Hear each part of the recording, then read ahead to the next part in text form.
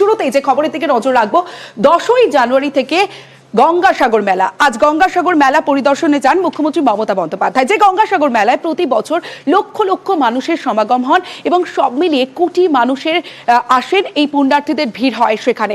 আর সেখানে গিয়ে যেখানে এতদিন যে দান পাওয়া যেত গঙ্গাসাগর মেলাতে, সেই দানের পুরো টাকাটাই যেত অযোধ্যায়। গঙ্গাসাগর মানুষের দানে কাজে লাগবে এ রাজ্যে। এতদিন দানের পুরোটাই পাঠানো হতো অযোধ্যায়, এবার থেকে দানের একাংশ দিয়ে ভাঙন রোধ সহ মন্দির উন্নয়নের কাজ গঙ্গাসাগরের সমুদ্র ভাঙন রুখতে খরচ করে আসছিল এতদিন রাজ্য সরকার। এবার দানের 25% দিয়ে মন্দির উন্নয়নের কাজ, এবং এমনটাই আবেদন করেন মুখ্যমন্ত্রী মমতা বন্দ্যোপাধ্যায়।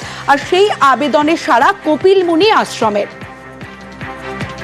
গঙ্গাসাগর মেলার সময় ওদের একটা কোটি কোটি মানুষ, 1 কোটির ওপর মানুষ আসে, প্রচুর টাকা ওদের জমাও পড়ে।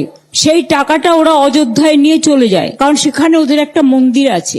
আমি বলেছি যে আপনারা এবারের টাকা থেকে 25% টাকা দিয়ে, যাতে এই মন্দিরটা ডুবে না যায় জলে, আপনারা ওই জায়গাটা কংক্রিট করে দিন।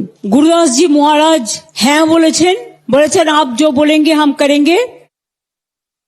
अभी चर्चा हो रही थी, दीदी ने कहा समुद्र देवता निरंतर आगे बढ़ रहे हैं भगवान कपिल मुनि की तरफ, तो इसको कैसे रोका जाए, इसको कैसे कंक्रीट किया जाए जिससे कि मंदिर ये सुरक्षित रहे। इन सबको दृष्टिगत रखते हुए पूज्य गुरुदेव भगवान महंत ज्ञानदास जी ने कहा है, दीदी को आश्वासन दिया है कि जो भी होगा मंदिर प्रशासन की तरफ से उसको रोकने का हर संभव प्रयास किया जाएगा। जो भी पैसे लगे वो लगाएगा मंदिर प्रशासन।